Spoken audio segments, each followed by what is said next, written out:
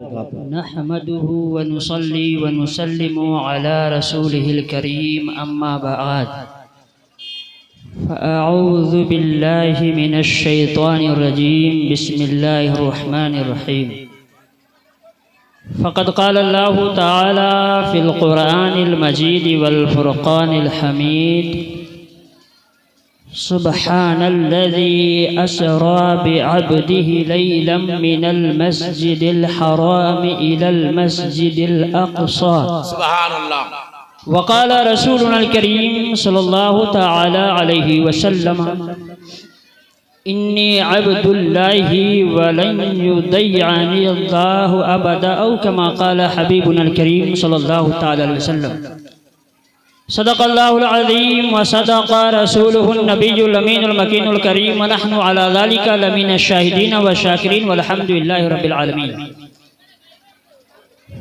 बाद तौहीद के मतवालों, शमाए रिसालत के परवानों, आक़ाए नामदार मदनी ताजदार जनाब अहमद मुख्तार मोहम्मद मुस्तफ़ा सल्लल्लाहु अलैहि वसल्लम के कलमा पढ़ने वालों, आइए और आप मिलकर दुरूद पाक का नजराने अक़ीदत पेश करें। पढ़िए बाज़ बुलंद शरीफ सल्लल्लाहु अलैहि नबील उम्मी वालिही सल्लल्लाहु अलैहि वसल्लम सलातुन व सलामन अलैका या रसूलल्लाहि सल्लल्लाहु तआला अलैहि वसल्लम। बिरादराने मिल्लत इस्लामिया, मुझसे पेशतर आप हजरात ने चंद हजरात से नातो मनक़बत समात की और तकरीबन 2 या कुछ जायद खुतबा से आपने खिताबत समात की। अब मेरी बारी आई है, इंशाअल्लाह मैं कोशिश करूँगा कि जल्द अज जल्द अपनी बात को रखते हुए रुखसत होने की कोशिश करूँ। हजरात, ये चूँकि ठंड का मौसम है, उसकी नज़ाकत को देखते हुए होना तो ये चाहिए कि जलसा 11 बजे तक इख्तिताम पजीर हो जाए, लेकिन अगर किसी वजह से वक्त को खींचा जा रहा है तो आप हजरात इसके लिए तैयार हों और जो हजरात बिल्कुल पीछे बैठे हुए हैं वो आगे आ जाएं, और वहाँ से जब आप थोड़ा सा आगे आएंगे तो आपको बात समझने में आसानी होगी। हजरात, आज चूँकि शबे मेराज है, यानी ये वो रात है, ये वो शब मुबारक है जिसमें आक़ाए नामदार मदनी ताजदार जनाब अहमद मुख्तार मोहम्मद सल्लल्लाहु तआला अलैहि वसल्लम को अल्लाह तबारक व तआला ने अपनी ज़ियारत से मुशर्रफ फरमाया था। और आज की रात अगर हम और आप अल्लाह तबारक व तआला की इबादत करेंगे तो ज़रूर भी ज़रूर रब्बे क़दीर हम लोगों को अपनी नेमतों से नवाजेगा। हजरात, अल्लाह तबारक व तआला ने दुनिया में हम इंसानों को भेजा और अल्लाह रब्बुल इज़्ज़त ने इंसान को भेजा तो उन्हीं इंसानों में रब्बे क़दीर ने नबी और रसूल बनाए। यानी अल्लाह तबारक व तआला ने इंसानों में से ही नबी बनाए, रसूल बनाए, प्रोफेट बनाए, और अल्लाह तबारक व तआला ने हर नबी को अलग अलग मुअजिज़ात अता फरमाए।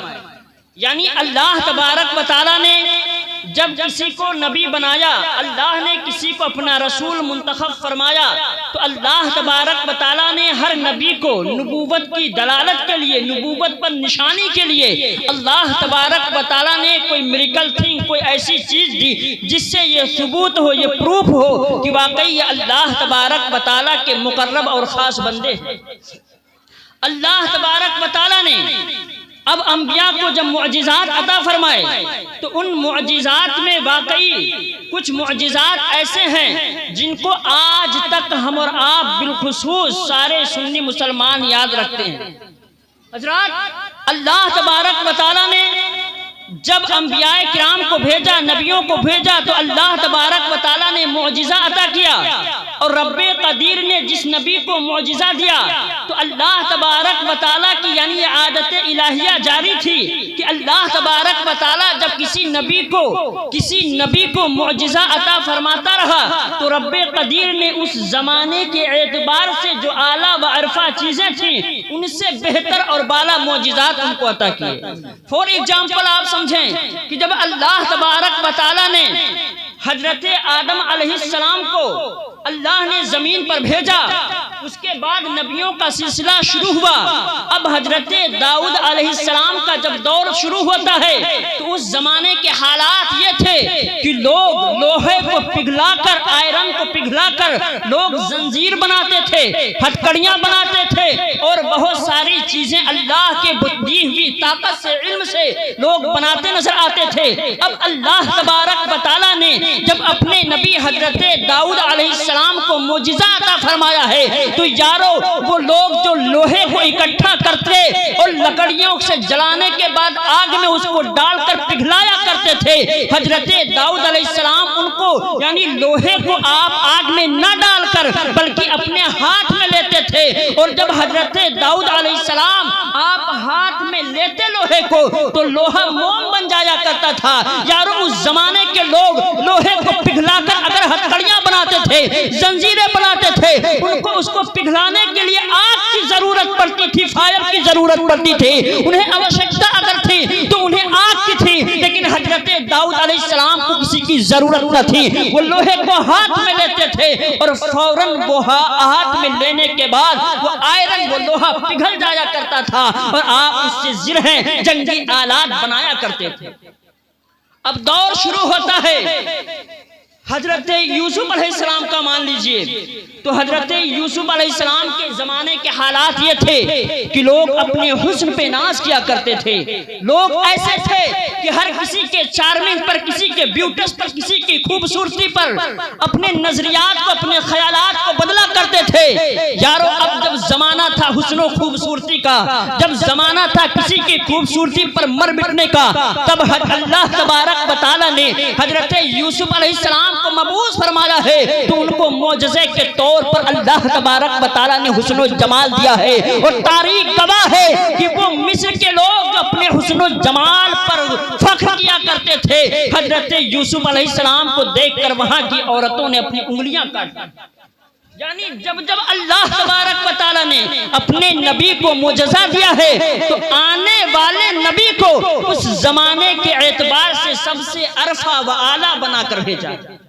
अब अल्लाह तबारक व तआला के नबी हजरत मूसा को ले लीजिए, आपके पास एक लाठी है, छड़ी है, रब्बे कदीर फरमाता है मूसा इससे क्या करते हो? अर्ज करते हैं या अल्लाह तबारक व तआला इससे पत्तियां तोड़ता हूँ, बकरियां चराता हूँ। हजरात वो जो लाठी है, आपके पास जो छड़ी है, हजरत मूसा अलैहिस्सलाम उससे पत्तियां भी तोड़ लेते हैं, उससे बकरियों को भी चरा लेते हैं। और जब रोशनी की जरूरत पड़ती है तो वही लाठी एक टॉर्च की शक्ल में उनके हाथ में होती है, रास्ता देखकर आप निकल जाते हैं हजरात। और अब वक्त आता है मौजिज़ा बनने का, तो आप देखेंगे, तारीख का मुताला करेंगे, हिस्टोरिकल बुक्स जब आप पढ़ेंगे तो आपको पता चलेगा। यारो अगर जादूगरी का जमाना सबसे बेहतर माना जाता था उस दौर में तो हजरत मूसा अलैहिस्सलाम का दौर था। मिस्र की सरजमीन पर फिरऔन ने अपने लोगों को इकट्ठा किया था और कहा था आज तुम्हें मूसा से मुकाबला करना है, जादूगरों चलो आओ, चले आओ, इकट्ठा होकर मूसा का मुकाबला करो। हजरात सारे जादूगर आए थे, तकरीबन 80 टन रस्सियां इकट्ठा की गई थी। रस्सियों को इकट्ठा करने के बाद उन जादूगरों ने उन्हें सांप बना दिया था। लेकिन कुर्बान जाए ऐसे मौजिज़ात पर जिसको नबी के लिए अल्लाह तबारक व तआला ने अता फरमाया है। हजरात अगर 80 टन रस्सियों को या कुछ कमो जायद रस्सियों को जादूगरों ने सांप बनाया था तो अल्लाह की दी हुई ताकत से वही एक लाठी इतना बड़ा अजदहा बन जाती है कि पूरे सांप को निगल लेती है। पता ये चला कि रब जब अपने अपने नबियों को भेजता है तो सबसे आला व अरफा मोजिज़ा देकर भेजता है। अब दौर आता है हजरत ईसा अलैहिस्सलाम का। हजरत ईसा अलैहिस्सलाम के तारीख का आप मुताला करेंगे, उनकी सवाने हयात पढ़ेंगे तो आपको पता चलेगा उस दौर में तिब्बे यूनानी, मेडिकल यूनान जो था वो अपने उरूज पर था, इर्तिका पर था। यारो दौर इस वक्त ये था कि वो जो चाहते थे कर लेते थे, लेकिन उनके अंदर एक ऐसी काबिलियत न थी जिससे वो बिल्कुल दो चार हुआ करते थे। मामला ये था कि अगर किसी को कोढ़ की बीमारी लग जाए तो वो लोग उसके लिए दवाई तैयार न कर पाते। कोढ़ की बीमारी लगी हो तो दवाई तैयार न कर सकते थे। किसी कोई मादरजात अंधा हो तो उसको वो लोग मुकम्मल तौर से शिफा नहीं दे पाते थे। यारो अब आप सुनते चलो, हजरत ईसा अलैहिस्सलाम को जब रब्बे कदीर ने भेजा, हजरत ईसा को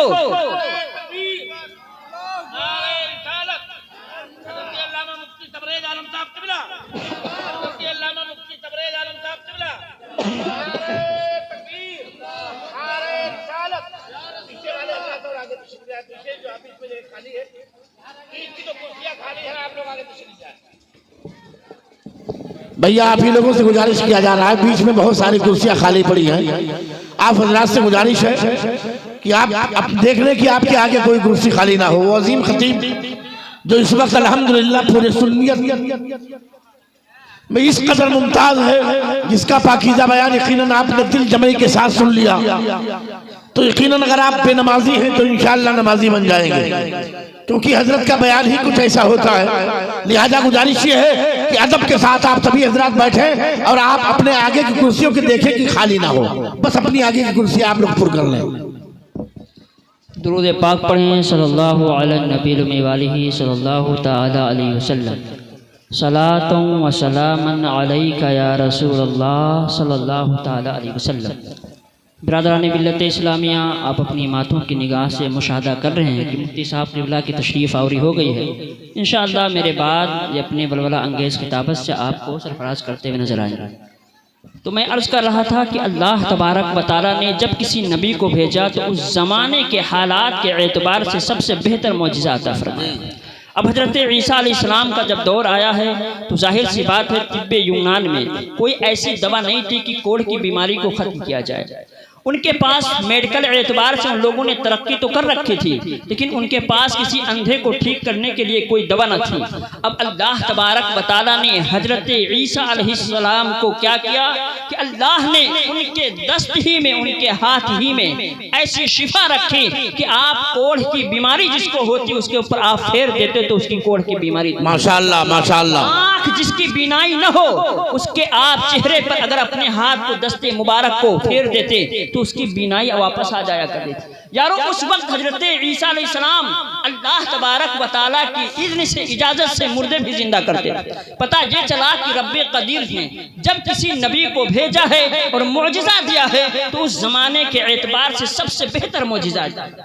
अब बारी आती है हमारे नबी आखिर ज़मां सल्लल्लाहु तआला अलैहि वसल्लम।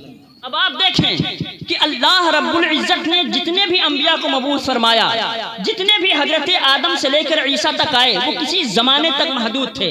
यानी उनका जमाना जो था, पीरियड जो था वो लिमिटेशन था, लिमिट थी। वो उनके अंदर कुछ ना कुछ टर्म्स कंडीशंस अप्लाई होते थे। ऐसा नहीं था कि बिल्कुल एकदम मुंतहा तक हो। यानी मतलब ये कि कोई नबी आता तो कबीले के लिए नबी बनकर आता, कोई नबी आता तो कुछ जमाने के लिए, कुछ अय्याम के लिए बनकर आता। लेकिन जब हमारे नबी की आमद हुई तो ना तो यहाँ जमाने की कैद है इस कदर, और न ही मुद्दत कलीली कैद है, ना ही किसी एक कौम की कैद है। यारो हमारे नबी जब नबी बन के आते हैं तो आखिरी वक्त तक के लिए नबी बनाकर भेजे जाते हैं और सारी कौम के लिए नबी बनाकर। बेशक अब आप देखें कि अल्लाह रब्बुल इज़्ज़त ने जब नबी आखिर ज़मां सल्लल्लाहु तआला अलैहि वसल्लम को नबी बनाकर मबऊस फरमाया है, और ये दौर जो चल रहा है ये दौर साइंस की तरक्की का है, साइंस के तरक्की का है, डेवलपमेंट का है, उसकी नई नई इजादात का है, उसके अच्छे इर्तिका की बुलंदी का है।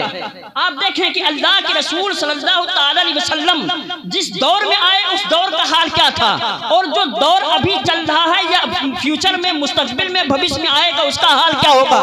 तो आप देखें दो चीजें हैं। जब अल्लाह के रसूल सल्लल्लाहु ताला अलैहि वसल्लम इस जमाने में उस जमाने में तशरीफ लाए, यहाँ पर तशरीफ लाए, दुनिया में आपकी तशरीफ आवरी हुई, उस वक्त अरब का हाल ये था कि वो जबान पर अपनी फसाहत पर अपनी बलागत पर नाज किया करते। उनके अंदर एक ऐसी सलासत थी, उनके अंदर एक ऐसी जो है तेजी थी, रफ्तारी थी, रवानगी थी कि वो जिस तरह चाहते फसाहत और बलागत से पुर कलाम किया करते थे, जिस तरह चाहते अपने मद्दे मुकाबिल को, अपने सामने रहने वाले को अपनी बातों से लाजवाब कर दिया करते थे। यानी उनको जबान पे, उनको लैंग्वेज पे बहुत ज्यादा महारत थी। यारो जब नबी आते हैं वहां पर फसाहत और बलागत का दौरा चल रहा होता है, जब नबी की तशरीफ आवरी होती है वहां अरब के रहने वाले अपनी जबान पे महारत रखते हैं, तो रब्बे कदीर उनको मोजिज़े के तौर पे कुरान देता है और चैलेंज करता हुआ नजर आता है। व इन कुंतुम फी रैबिन मिम्मा नज़्ज़लना अला अब्दिना फअतू बिसूरतिन मिन मिथलिही वदउ शुहदाअकुम मिन दूनिल्लाहि इन कुंतुम सादिकीन। यानी रब ये चैलेंज करता है कि ए अरब के बुलगा, ए अरब के फुसहा, आओ अपनी जबान पर महारत रखने वालों, आओ अपने ऊपर फख्र करने वालों, आओ अगर तुम्हारे अंदर वाकई फसाहत और बलागत है तो आओ कुरान का मुकाबला करके दिखाओ, कुरान जैसे एक आयत तो ला कर दिखाओ। यारो कोई भी कुरान जैसे आयत न ला सकता। माशाअल्लाह माशाअल्लाह। कि अल्लाह तबारक व तआला ने जब नबी को भेजा है तो उस जमाने के हालात के एतबार से सबसे बेहतर मुअजिज़ा देकर मबूस किया। ये तो उस दौर की बात थी जब नबी की आमद हुई है। अब जमाना ये है कि जमाना है साइंस का, इर्तिका का, उरूज का, ये डेवलपमेंट ऑफ साइंस है। यानी साइंस को आप नजरियात देखिए। आज आप एलन मस्क का नाम जानते हो। एलन मस्क एक ऐसे पर्सन, एक ऐसे व्यक्ति का नाम है जो साइंस की दुनिया में इस दौर में सबसे ज्यादा तरक्की कर रहा है। अगर आपने ट्रम्प प्रेसिडेंट ऑफ अमेरिका को देखा होगा तो उसके साथ बिल्कुल फ्रंट पे या तो रहता है या तो बिल्कुल उसके कंधे से कंधा मिला के रहता है। एलन मस्क तिजारत की दुनिया का सबसे बड़ा आदमी इस वक्त दौर में माना जाता है। एलन मस्क ने एक रॉकेट तैयार की स्पेस एक्स करके, और उसने उस रॉकेट को क्या किया कि यहाँ जमीन से छोड़ा, यानी अमेरिका से आसमान की मरीख की तरफ छोड़ा है। और उसने उस रॉकेट को इस तरह बनाया है कि रॉकेट जाए और वो जिस जगह से छोड़ी गई है रॉकेट यारो जाए और उसी जगह पर आके रुक जाए। साइंस की तरक्की देखिए, उसका उरूज देखिए, इर्तिका देखिए। एलन मस्क ने ऐसे रॉकेट तैयार की आसमान पे जाए और जाने के बाद फिर वहीं पर वापस आ जाए। यारो अब आप कहेंगे कि अगर हो सकता है साइंस के लोग ये कह दें कि यार मुसलमानों के पास तो कुछ नहीं है, वाकई हकीकी मानों में तो कुछ नहीं है, लेकिन नबी के जो गुलाम होंगे, नबी के जो सच्चे पक्के कलमा पढ़ने वाले होंगे, वो कहेंगे कि अरे तुम अगर इस वक्त ये दावा कर रहे हो कि तुम्हारा एलन मस्क जो है जहां से रॉकेट छोड़ता है मरीख में जाए, मरीख से वापस उसी मकान पे आए, तो आओ तारीख का मुताला करो, 1400 साल पहले की तारीख का मुताला करो। हमारे नबी बिस्तर पर इस्तिराहत फरमा रहे हैं, जिब्रील आते हैं और अल्लाह के रसूल को मेराज की रात अल्लाह के पास लेके जाते हैं। चारों जिस बिस्तर से गए थे उसी बिस्तर पे आते हैं और ऐसे आते हैं कि पल को भी खबर न हो और इंसान तो इंसान है दर को भी खबर न हो। यानी रसूल का आना जाना ऐसा होता है कि रॉकेट तो जाती है, प्रोग्राम सेट किया जाता है, उसके लिए चीजें बनाई जाती हैं, उसके लिए खाली की जाती हैं, जहाजों के स्पेस यानी जहाज जहां चलती है उस स्पेस को रोका जाता है। लेकिन रब का करम देखिए कि नबी जिस जमीन पर थे उसी जगह से जाते हैं और आने वाहिद में वापस वहीं पलट। अब एक और बात बताऊंगा, 6 जो है उसकी रॉकेट जो 6वीं रॉकेट थी तकरीबन जनवरी 16 या 14 2025 के करीब जो अभी उसने 6वीं रॉकेट छोड़ी थी, तकरीबन वो स्पेस में जाके ब्लास्ट हो गई। यानी उसने अपने आप में तरक्की करने की तो कोशिश की एलन मस्क ने, लेकिन उसकी रॉकेट ब्लास्ट हो गई है। यारों तो पता यह चला कि अल्लाह तबारक व तआला जो अपने नबियों को मोजज़ा दिया करता है वो कभी ब्लास्ट नहीं होता है। ये इंसान बनाएगा तो अपनी कुदरत के एतबार से बनाएगा, लेकिन जब रब्बे कदीर बनाएगा तो अपने अल्लाह के अल्लाह जो है जब बनाएगा तो अपने रसूल को ऐसे बनाएगा कि उसके मोजज़े में कोई कमी न आ सके। माशाअल्लाह। रसूल जाते हैं और आते हैं, वैसे होते हैं जैसे जाते हैं और वैसे आते हैं जैसे जाते हैं। लेकिन यहाँ पर बनाने वाले रॉकेट अगरचे बनाते हैं लेकिन अपनी कामयाबी में नाकाम भी रहते नजर आते हैं। पता ये चला कि अल्लाह तबारक व तआला जब अपने नबियों को मुजिज़ा अता फरमाता है, खर्क़े आदत अता फरमाता है, तो ऐसे देता है जो सारे एतबार से, उस ज़माने के एतबार से अरफा व आला बेहतर हो। एक चीज़ और, अल्लाह के रसूल सल्लल्लाहु ताला अलैहि वसल्लम तशरीफ़ फरमा, जिब्रील आते हैं, आप ले जाते हैं, हज़रत नबी आखिरुज़्ज़मा फरमाते हैं जिब्रील आए, मुझे हतीमे काबा के पास ले गए, लिटा दिया गया और सीने को शक किया गया, यानी आपके जो सद्र है, आपका चेस्ट है, उसे फाड़ा गया, उसे काटा गया कह लें। अल्लाह के रसूल सल्लल्लाहु अलैहि वसल्लम के सीने मुबारक को शक किया जाता है, यानी उसको थोड़ा सा काटा जाता है, जिसे ऑपरेट करने के लिए डॉक्टर्स वगैरह काटते हैं। अल्लाह के रसूल सल्लल्लाहु अलैहि वसल्लम इरशाद फरमाते हैं, फिर उन लोगों ने मेरे दिल को निकाला, यानी हार्ट को, अल्लाह के रसूल सल्लल्लाहु अलैहि वसल्लम के दिल को निकाला। अब आप एक बात बताइए, अगर इंसान के दिल ही को निकाल लिया जाए, इंसान के दिल को निकाल लिया जाए, तो क्या कोई इंसान जिंदा रह सकता है? यार आप देखें, जहां पर ऑपरेशन करने के लिए जब आपको ऑपरेशन थिएटर में ले जाया जाता है, या तो हार्ट प्लांट अगर हो तो कहीं ना कहीं मशीन के थ्रू आपके हार्ट बीट को कंट्रोल किया जाता है।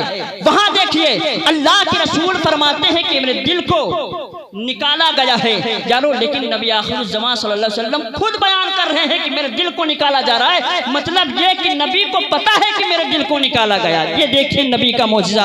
और देखिए अल्लाह के रसूल सल्लल्लाहु ताला अलैहि वसल्लम के बारे में जो रावी हदीस में बयान करते हैं कि लम यस्लिद दम मिन्हु, यानी अल्लाह के रसूल सल्लल्लाहु ताला अलैहि वसल्लम से खून का एक कतरा भी नहीं निकला। यानी जब आपके सीने को शक किया गया, सीने के आप को चीरा गया कह लें, तो अल्लाह के रसूल के दिल को निकालने के बाद कोई ब्लडिंग नहीं हुई, कोई ब्लीडिंग नहीं हुई, कोई खून नहीं निकला।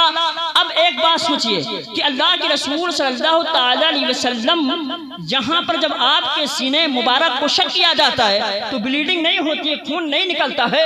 और एक दौर था जब जंगे उहद में आपका दंदाने मुबारक शहीद हो, तो वहां पर दंदाने मुबारक शहीद होने यानी आपके टीथ के हर्ट होने के बाइस आपके वहां से मुंह से खून निकलना शुरू हो जाता है। और ये रिवायत कहाँ है? किताबुल मगाज़ी व सियर में, तकरीबन ये बुखारी शरीफ की दूसरी जिल्द में हदीस पाक है। और इसका प्रूफ क्या है कि हजरत फातिमा रज़ी अल्लाह ताला अन्हा तकरीबन ये फरमाती हैं कि मेरे वालिद मोहतरम को जब जंग में चोट लगी थी, उनके दंदाने मुबारक शहीद होने के बाइस उससे खून निकला था, तो मैंने चटाई को जलाकर उस जख्म में रखा था ताकि खून रुक जाए। अभी तो बहुत सारी चीजें आती हैं, लिक्विड आती है, खून निकल रहा हो, कहीं ब्लीडिंग हो रही हो, आप थोड़ा सा टपका दें तो खून रुक जाता है। लेकिन उस दौर का आलम यह था जब किसी को जख्म हुआ करता था तो लोग चटाई वगैरह जलाकर उसी का राख लगाया करते थे। पता ये चला यारो कि अल्लाह के रसूल सल्लल्लाहु अलैहि वसल्लम जब वहां जंग के मैदान में हैं, दंदाने मुबारक शहीद हो रहा है तो खून निकल रहा है। जहां मेराज की रात में है, आपके सीने मुबारक को शक किया जा रहा है लेकिन खून नहीं निकल रहा है। आखिर रीजन क्या है? तो बलमा ने जवाब दिया है, बताया है कि ए लोगों सुनो सुनो, बात दरअसल ये है जब जंग के मैदान में दंदाने मुबारक शहीद हुआ था उस वक्त नबी पर उबूदियत का गलबा था, अब्दियत का गलबा था, यानी नबी के बंदा होने का गलबा था। और जब मेराज की रात हतीमे काबा के पास नबी के सीने से दिले मुबारक को निकाला गया है तो उस वक्त नूर का गलबा था, यानी नबी को सरापा नूर बनाकर नूर वाला बुला रहा है। पता ये चला इसी वजह से खून नहीं, नबी के ऊपर जब अब्दियत का गलबा हो तो खून निकलेगा और जब नूरियत का गलबा हो तो खून नहीं निकलेगा। इसको तकरीबन अल्लामा जलालुद्दीन सूटी ने अल-इत्कान फी उलूमिल कुरान में बयान किया है। अब देखिए बस मुख्तसर सी बात, अल्लाह के रसूल सल्लल्लाहु ताला अलैहि वसल्लम को लेकर जिब्रील चलते हैं, कैसे किससे बुराक से लेकर चलते हैं। बुर्राक कहते हैं किसको? आपने 12 तारीफ सुनी होगी। बुर्राक किसको कहते हैं? जो बहुत तेज रफ्तार से चलता हो, बिजली से भी ज्यादा तेज चलता हो। उसका हाल ये है कि जहां तक देखें वहां तक एक कदम बढ़ाता और पहुंच जाता। अब आप देखें, आपकी अपनी आंख है, आईज है, आपकी अपनी आंख है, आप पूरी आंख से नहीं देखते, बल्कि मामला ये है कि आपकी जो आंख है व्हाइट है, व्हाइट के बाद ब्लैक है, ब्लैक के बाद उसमें स्याह एक आपकी छोटी सी कह लें राई के बराबर या उससे कम आपके लिए एक चीज रखी गई जिससे आप देखते हैं। तो आप ये देखें कि आप छोटी सी चीज से इतना देखते हैं कि जमीन पर रहकर स्टार्स को देख लें, मून को देख लें, आप सूरज को देख लें, आपके अंदर इतनी ताकत है। तो यारों जब हमारे इस छोटे से नूर का ये आलम है, जमीन पर रहकर आसमान को देख लें, तो जो बुर्राक सारा का सारा नूर रहा हो, उसकी निगाहों का आलम क्या रहा होगा। अब जब आप गुजरते हैं तो कहाँ से गुजरते हैं? आप गुजरते हैं तो गुजरते हैं हजरत मूसा की कब्र के पास, और आका फरमाते हैं इन्नी रायतु मूसा काना युसल्ली फी कब्रिही औ कमा क़ाल, यानी नबी फरमाते हैं कि मैं मूसा की कब्र से गुजरा तो मैंने देखा कि मूसा नमाज पढ़ रहे हैं, मूसा नमाज पढ़ रहे हैं। यारों किसी ने बताया कि अल्लाह तबारक व तआला के रसूल की निगाहों का आलम तो देखिए। आप एक अंदाजा करें, जो लोग बाई फ्लाइट सफर करते हैं सऊदी या मुंबई या कहीं पर, वो आप अंदाजा करें जब आप ये जो फ्लाइट पे आप उड़ते हैं, ज्यादातर फ्लाइट इतनी ऊंचाई पर जाती है जहां से 1000 किलोमीटर फी घंटा इसको चलना होता है। इससे कम रहेगी तो उसका बैलेंस जो है वो बिगड़ता रहेगा। तकरीबन 1000 फी घंटा इसको उड़ना होता है, ऊपर जाती है। तो अल्लाह के रसूल सल्लल्लाहु अलैहि वसल्लम की नजर का देखिए, नजर मुबारक का देखिए, आफताब देखिए कि अगर इंसान 1000 किलोमीटर की तेजी से रफ्तारी से गुजर रहा हो, फ्लाइट पे हो, तो किसी चीज को आसानी से नहीं दे सकता, और आप बुराक पर तशरीफ फरमा हैं और आप उस तेज रफ्तारी से गुजर रहे हैं जिस फ्लाइट भी उस तेज रफ्तारी से नहीं कर सकती है। लेकिन आप मुशाहिदा फरमा लेते हैं कि हजरत मूसा क्या कर रहे हैं। पता चला आपकी निगाहों का ये मुजिजा है जो किसी के पास है ही नहीं। और आगे चलिए, अल्लाह के रसूल सल्लल्लाहु अलैहि वसल्लम जाते हैं, आप नमाज पढ़ाते हैं। नमाज कहाँ पढ़ाते हैं? बैतुल मुकद्दस में नमाज पढ़ाते हैं। सारे अंबिया किराम वहाँ पर आपके पीछे नमाज पढ़ते हैं। फिर आका आसमान की तरफ जाते हैं। यारों जब आसमान की तरफ नबी जाते हैं तो मामला ये होता है, वो अंबिया किराम जो नबी के पीछे अभी बैतुल मुकद्दस में नमाज पढ़कर गए थे, वहाँ पर आपसे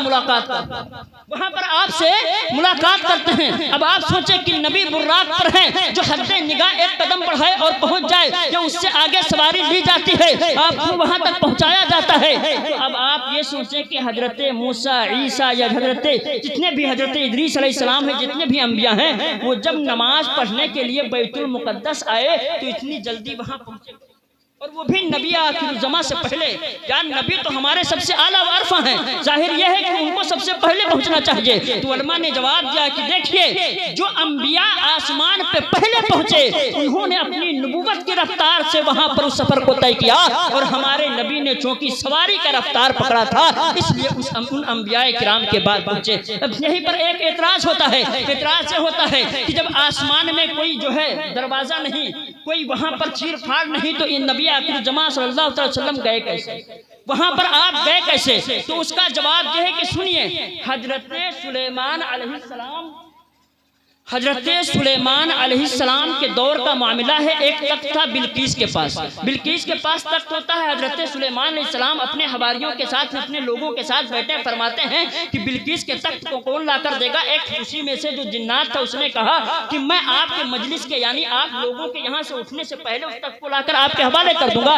दूसरे ने कहा नहीं, मैं जो है यानी जो आसिफ बिन बरकिया थे, उन्होंने कहा कि आपके पलक झपकते ही मैं लाकर उसको आपके हवाले कर दूंगा। अब आप देखिए, बिल्किस का जो तख्त है वो कैसे तकरीबन 80 गज लंबा है, 40 गज चौड़ा है, और 7 दरवाजों के अंदर मुकफ्फल है, यानी लोक है। अब हजरत आसिफ बिन बरकिया के जाने से पहले हजरत सुलेमान अलैहिस्सलाम दुआ करते हैं और वो तख्त वापस हजरत सुलेमान के पास आ जाता है।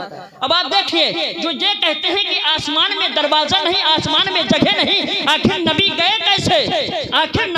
कैसे? तो सुनो यारो, हजरत सुलेमान अगर अपने दौर में बैठे हो अपनी सरजमीन पर, बिल्किस का तख्त इतनी दूरी पर हो कि 1 महीने का सफर लगे जाने में, 1 महीने का सफर लगे आने में, 7 दरवाजों के अंदर बंद हो, और जब वो तख्त आता है हजरत सुलेमान के पास, न तो दरवाजा खुलता है न तो दीवारें चीरती हैं, तो आखिर फिर कैसे आया? तो पता ये चला कि जो नबी हुआ करते हैं, रब्बे कदीर उनको बेहतर मौजिज़ा दिया करता है। इसलिए जब सुलेमान का ये आलम है कि तख्त बिल्किस को वो जो ही बुला सकते हैं दरवाजा खुलवाए बगैर, तो हमारा रब कैसे अपने नबी को बगैर दरवाजे वहां खुलवाए? जाहिरी तौर पर क्यों नहीं? यानी अगर हजरत सुलेमान तख्त बिल्किस को बुला सकते हैं, तो रब बदर्जे औला इस बात पर कादिर है कि नबी को आसमान पर बुला ले और किसी को पता न चले कि दरवाजा था। एक चीज और, लोग कहते हैं यार जमीन के मामलात में ये कुरतुल अर्द है, कुरतुल अर्द के बाद कुरतुल हवा है, यानी ऐसी जगह है जहाँ पर हवा है, विंड है, एयर है, उसके बाद कहते हैं कुरतुल जमहरीर है तकरीबन, या कुरतुल खला है, यानी जहाँ पर ऑक्सीजन नहीं, विदाउट ऑक्सीजन सिलेंडर आप वहाँ पर सफर नहीं कर सकते, ट्रैवल नहीं कर सकते। इसलिए आप देखते हैं जो मरीख का सफर करते हैं वो ऑक्सीजन सिलेंडर अपने पास बांध के रखते हैं, क्योंकि वहाँ पर हवा नहीं, ऑक्सीजन नहीं, अगर ऑक्सीजन न हो तो आप जिंदा नहीं रह सकते। तो लोग कहते हैं कि यारो जब नबी आखिर सल्लल्लाहु अलैहि वसल्लम गए, आपकी बॉडी स्ट्रक्चर जो है, आपका जिस्म मुबारक जो इस कदर तो मॉडिफाई न था कि वहां पर हवा न हो, हवा को संभाल ले जाए, वहां पर कुरतुल अर्द यानी न हो, फिर भी आप संभल जाएं, ये कैसे मुमकिन हो सकता है। नबी जब यहाँ से तशरीफ ले गए तो कुरतुल खला यानी जहाँ पर हवा नहीं, जहाँ पर ऑक्सीजन नहीं, आपने वहां पर अपने मराहिल को कैसे गुजारा। आप उससे आगे बढ़े कुरतुल जमहरीर में, यानी ऐसी जगह पर जहाँ पर सल्ज हुआ करता है, जहाँ पर बर्फ हुआ करते हैं, जहाँ पर इंसान जाए तो फौरन जम जाए। आखिर नबी उस जगह से गुजरे कैसे। फिर कुरतुल नार है, यानी ऐसी जगह है जहां पर सिर्फ और सिर्फ आग है, आखिर नबी उस जगह से कैसे गुजरे। लोग सवाल करते हैं तो उसका जवाब यह है कि यारो तुम ये कहते हो नबी का जिस्म उस तरह मॉडिफाइड है, उनकी बॉडी इस तरह मॉडिफाइड नहीं है, आखिर वो गुजरे कैसे। तो सुनो, नबी भी अल्लाह के बंदे हैं, हजरत ईसा भी अल्लाह के बंदे हैं, नबी भी बंदे हैं, और हजरत आदम भी और हव्वा भी अल्लाह के बंदे हैं। तो अब सुनो, जब नबी से पहले अल्लाह हजरत आदम और हव्वा को आसमान से जमीन पर भेज सकता है और हजरत ईसा को जिंदा जमीन से आसमान पर उठा सकता है, तो बताओ हमारे नबी को क्यों नहीं बुला सकता है। पता क्या चला यारो, अगर नबी का जाना हुआ है तो यहाँ पर मूसा और ईसा का भी तो आना जाना हुआ है, और यहाँ पर हजरत आदम और हव्वा की भी आमद। अब एक बात, अल्लाह तबारक व तआला ने कुरान मजीद में इरशाद फरमाया, सुब्हानल्लज़ी असरा बिअब्दिही लैलन मिनल मस्जिदिल हराम इलल मस्जिदिल अक़सा। अल्लाह फरमाता है पाक है वो ज़ात जो ले गई रातों रात अपने बंदे को मस्जिद हराम से मस्जिद अक़सा तक। यहाँ लफ्ज़ बंदे पे बस चंद बातें आपको मैं सुनाने की कोशिश करूंगा। अल्लाह तबारक व तआला ने लफ्ज़ बंदा क्यों कहा, यानी हिकमत क्या है इसमें। उलमा बयान करते हैं भाई हिकमत क्या है, यानी उसने अल्लाह रब्बुल इज़्ज़त ने क्यों नहीं फरमाया कि अल्लाह तबारक व तआला फरमा सकता था सुब्हानल्लज़ी असरा बि मुहम्मद, सुब्हानल्लज़ी असरा बि नबीही, सुब्हानल्लज़ी असरा बि रसूलिही, यानी कोई भी अल्लाह तबारक व तआला नबी के सिफाती नामों में से या आपके ज़ाती नामों में से कोई रब्बे कदीर फरमाता कि रब्बे कदीर मोहम्मद सल्लल्लाहु अलैहि वसल्लम को यहाँ से वहाँ ले गया, लेकिन रब्बे कदीर ने अब्द का लफ्ज क्यों इस्तेमाल किया। तो उलमा बयान करते हैं अब्द का लफ्ज इसलिए इस्तेमाल करा क्योंकि जो हजरत ईसा अलैहिस्सलाम हैं उनको रब्बे कदीर ने जब आसमान पर जिंदा उठा लिया तो ईसाइयों ने उनके खुदा होने का दावा कर दिया, उनके खुदा होने का दावा कर दिया, यानी हजरत ईसा को मौत नहीं आई है, वो आखिरी जमाने में तशरीफ लाएंगे, नबी के उम्मती होंगे। अल्लाह ने उनको ईसाइयों के सूली पे चढ़ाने से पहले आसमान पर उठा लिया, अभी जिंदा हैं। तो जब आसमान पर उठा लिया ईसाइयों ने कहा देखो देखो ये तो बगैर मरे हुए अगर चले गए हैं मसलन मान लो तो ये अल्लाह के बंदे नहीं बल्कि ये खुद खुदा हैं, और वो तस्लीस के कायल हो गए, यानी तीन खुदा के कायल हो गए। तो रब्बे कदीर ने गोया जब नबी को आसमान पे बुलाया है तो लफ्ज़ अब्द से नवाजा है ताकि कोई ये न कह सके कि माज़अल्लाह मोहम्मद जो है वो अल्लाह है, बल्कि लोगों को पता होना चाहिए कि रब जिसको बुलाता है वो उसके बंदे होते हैं, जो जो जाते हैं वो उसके अच्छे और नेकोकार अंबिया और रसूलाने इज़ाम हुआ माशाअल्लाह माशाअल्लाह और खुदा नहीं होते हैं। अल्लाह रब्बुल इज़्ज़त की बारगाह में अरीज़ा है, मौला बोलने में लफ्ज़न मानन आमदन